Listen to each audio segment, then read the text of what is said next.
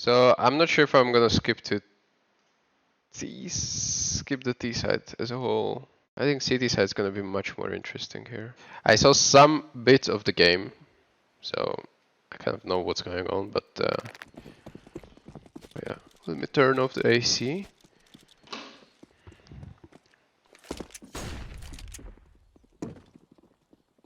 He didn't spot anyone, but he instantly heard them. Oh yeah, this is AppSwap.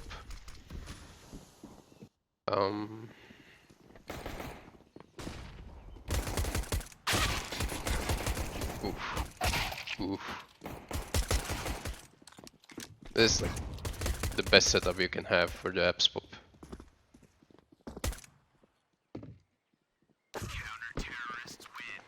Yeah, this is just a great setup. Playing behind this box to dodge all the flashes, where as soon as you get blind, you can just take cover. One guy is either here, or even here, or here, wherever on site. Or you can additionally do like one here, but they obviously didn't have time for that. Rez instantly saw that it's an AppSwap round, so he didn't have time to even take bit there. So for Antico, he goes for M4.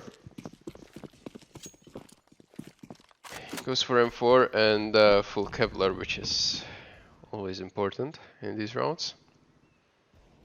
Damn, his crosshair is so close to the corner there. That's crazy. I don't think anyone will jiggle peek that, but I might be wrong. So app setup with Hampus, yellow crosshair boys. I think they're sticking their crosshair way too close.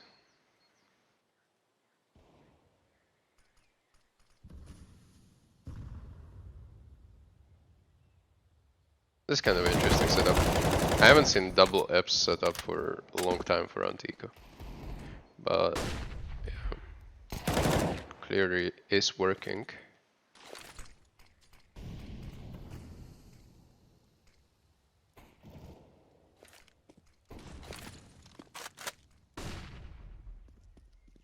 Yeah, they got a C4 control there, will never give up this angle. Good resmoke from Rez as well. This round's over. We're just gonna skip this.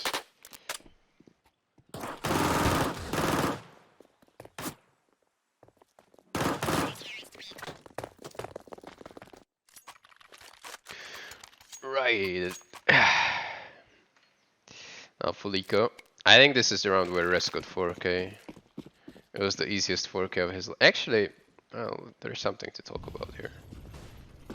He has a flash ready for his teammate in case there's a mid pop. But they went actually second mid. So what I want to mention here is as soon as you recognize that you're playing against full eco and you're just getting Glock trained, Rez did something that every pro player does subconsciously, but it's good to mention it here. The important thing is that the Rez didn't panic here and he correctly chose who he wants to shoot. Because as soon as you face Glocks, you know that they don't have a Kevlars. So you want to try to get, let's say, any body hit in to mess up their crosshair placement and aim punch.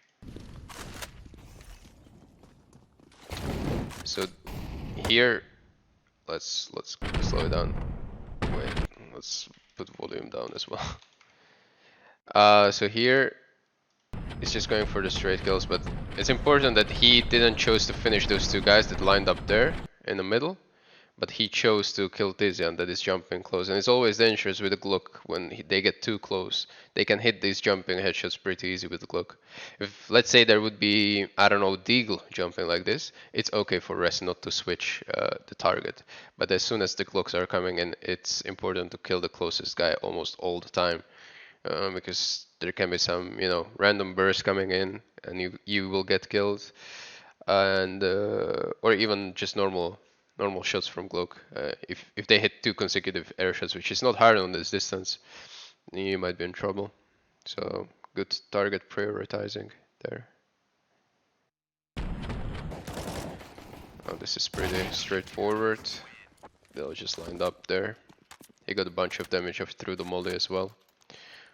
What's his utility damage now? It's 62. That was probably his first utility damage this game.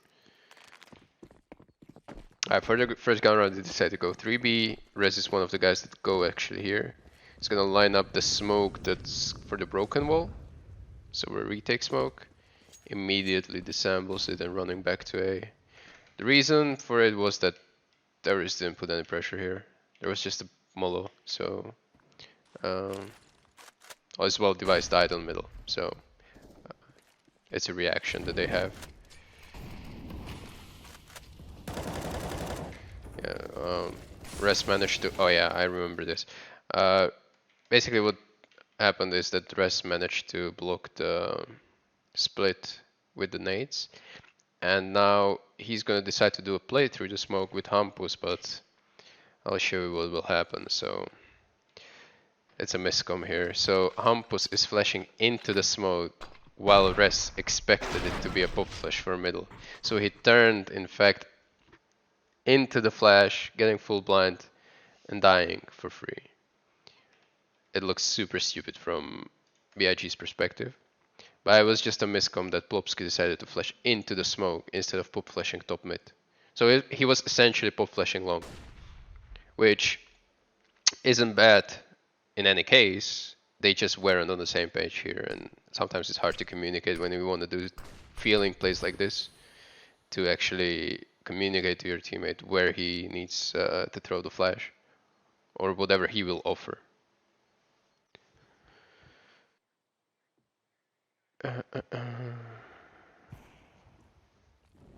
Let's actually keep watching this round, since Hampus will have some action here with Plopsky. Or maybe they won't. Oh, they will.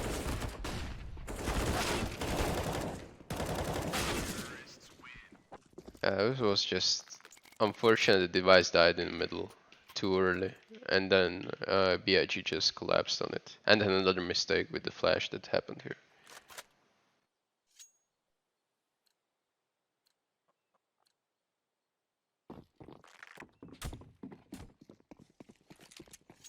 Alright, again he starts B, this time deep smoke and deep molly. Is he gonna line something up? No. He's just gonna use first piece of utility for B side, so they have some extra util to retake, but they lost the fight essentially. So he decided to go back, and he has to be a second B player. It's not gonna be easy if they commit for LNS to be alone. Good dink. Oh, he didn't manage to get that kill, but he knows that Keto is low, so this is still winnable for Nip. I was kind of rowdy spray there, but it was a hard situation as well. Oh, flashing. Good flash. Yeah, that was pretty good. That was good retake, although it could have been all different if he didn't flash that first box position. So we got a Res as a A player to go B a lot of times. Again, he's lining up the retake smoke for the broken wall. Let's see what they do this time. Second molly. This first time when he disassembled the boost, they didn't throw a second molly, so this time it was a trigger for him to stay. He instantly threw the smoke and molly and just decided to go back. Yep, this is something we do as well. Pretty standard. Ooh, great timing on Thompson, but round is over. Apps pop happened.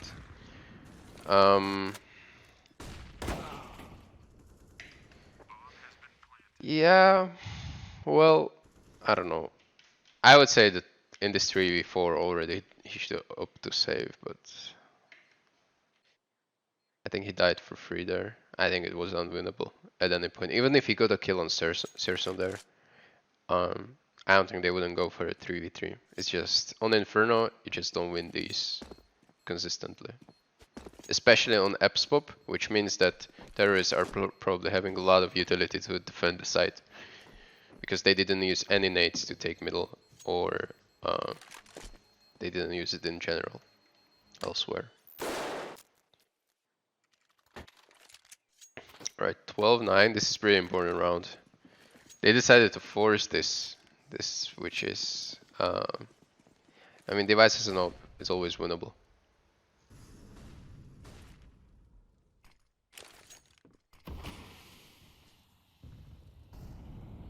Get some mid pressure, but Rest is not buying it. As well, why he just doesn't throw anything back is the fact that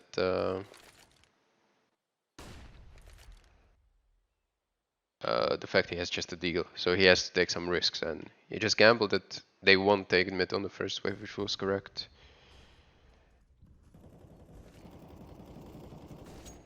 Just rotating immediately. Let's see how he uses nades here. It's gonna be really important. Alright, he's not using any so far. Alright, the flash. Oh no. The molly for dark. That was a good lineup. Pretty quick. Ready for the retake now.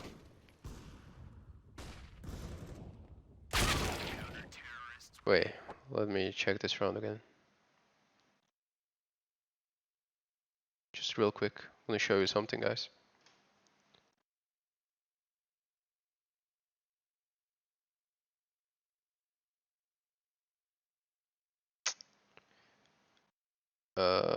What would you recommend between SteelSeries Rival 3 and Logitech G102? I have no idea. I've never played with those mice. I have no clue. So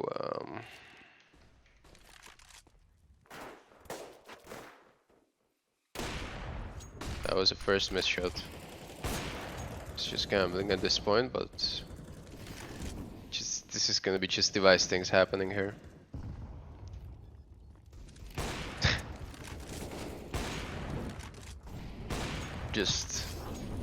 just enjoy.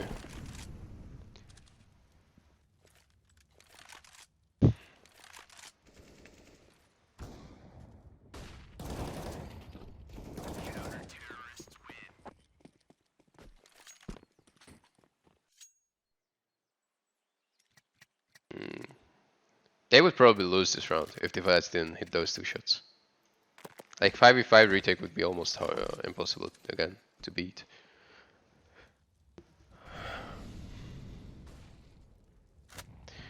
This time we have finally some kind of a default round where there's 3A, 2B, OB being a long. So this is what you see in standard. Hump was getting a little excited in apps.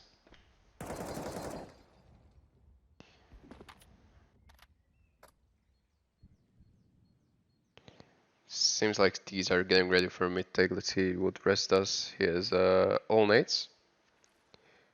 So smoke long immediately thrown. I would throw back molly there immediately. Yep, it's coming. Is it? It's not.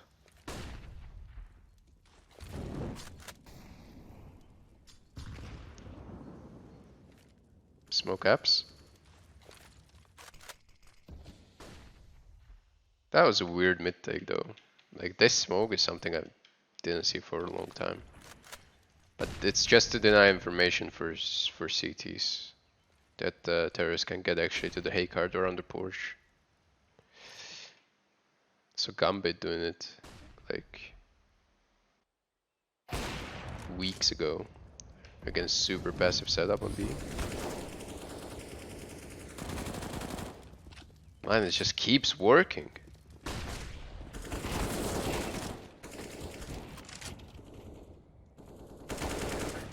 Okay, Searson kind of forgot about Lopski there. The short-term memory problem. Alright, I mean NIP is back in game, so it's 12-11 after 10-5 half. Crazy things. I love how seamlessly they just switch positions with Hampus. So one round Rest is the Epps player, one round it's Hampus. is really great to have. We have talked about it in Exhal's analysis as well, where Exhal and Inters they have this synergy of being able to switch positions, and they're both comfortable in both variations, whether it's Exhal being anchor or Inters, and it creates such a great, uh, you know, mystery sometimes for T's, where they don't know if they actually killed an anchor already, which might trigger a rotation elsewhere where it's actually the other guy waiting for it. So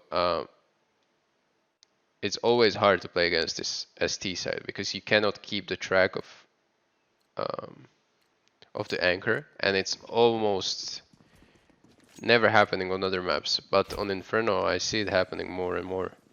You see now Hampus is going to be an Eps player. So again, change of little things that might make their IGL second up themselves in the calls what they need to make if they want to actually rotate or grab A or rotate back to B or hit apps pop, whatever. You can value this enough.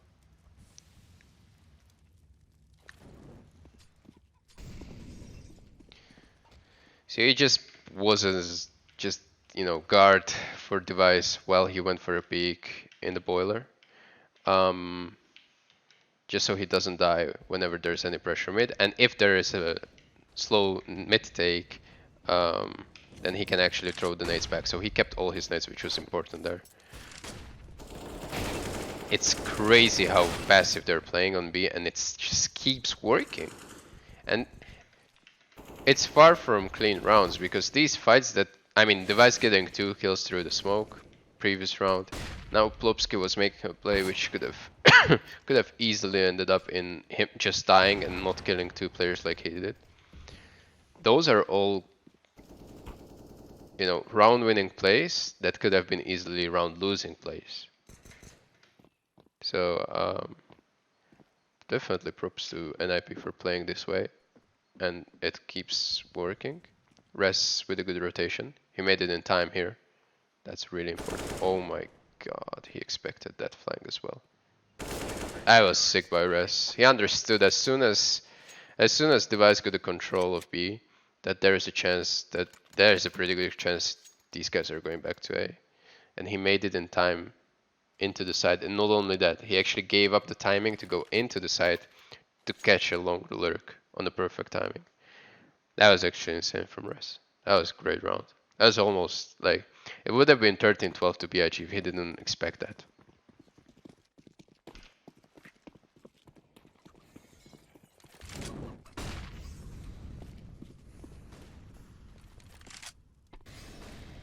And that's a failed molly. Alright, this is way too easy for Res.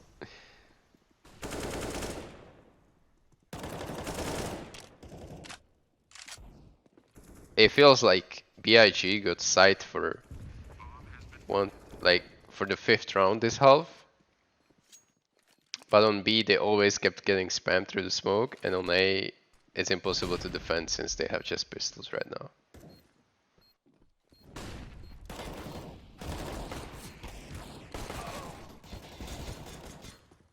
Good effort, good plan, but it's the rounds that counts.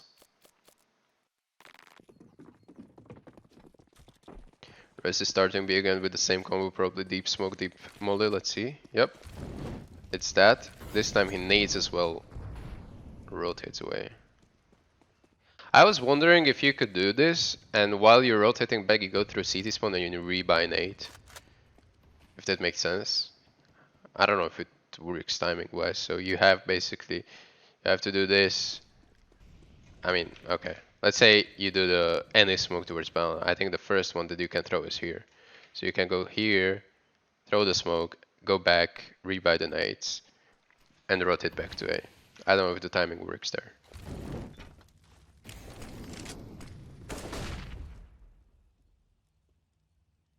Device this time playing short op, so Rest took his long duties.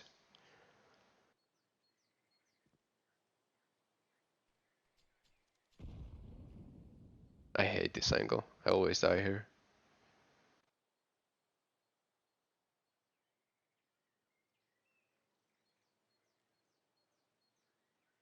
This is silent before the storm. But the banana control is there by Plopsky, so they got Linus to come back. He just failed the molly. That's unfortunate. It bounced off this and it took a pathway straight back to the smoke. That was unfortunate. Oh my god, device actually got it. Alright, alright. He knows one is in pit. Yeah. I mean, this A setup was pretty cool. It sucks that LNS failed this molly. It's always important to, like, whenever you want to throw the molly here, don't ever try to bounce it off the wall because there's a big chance. If you hit these pallets, it's gonna just go up in the air and back into the arch smoke, just like it happened. Now, if you want to bounce it, if you really want to bounce it, try to aim on the left side, you know, on the left side of arch, so it bounces back from the wall, not the pallets. Or just in general, just don't bounce it, just throw it straight away. Alright, we're having a little pause here. NIP with almost flawless CT side, that's insane. Smoke deep, molly deep from res. Is he gonna rotate away? After nade. Well, this is a great call from BIG. They didn't commit to anyone being on A, being on B, so they didn't even take banana control. And they just didn't do anything with it. So there was a time where the device was alone on A. Obviously BIG had no way of knowing, but now this is kind of a shit setup. I mean, it still can work, but I don't like what I'm seeing. Well, BIG legit use. I hope I can go back one round. BIG legit didn't use no flashes for this take. Second flash was perfect for balcony, yeah, but device I will show you what he played. Alright guys, I have to go. But thanks for the clip and thanks for watching. Thank you guys. Bye bye. Take care.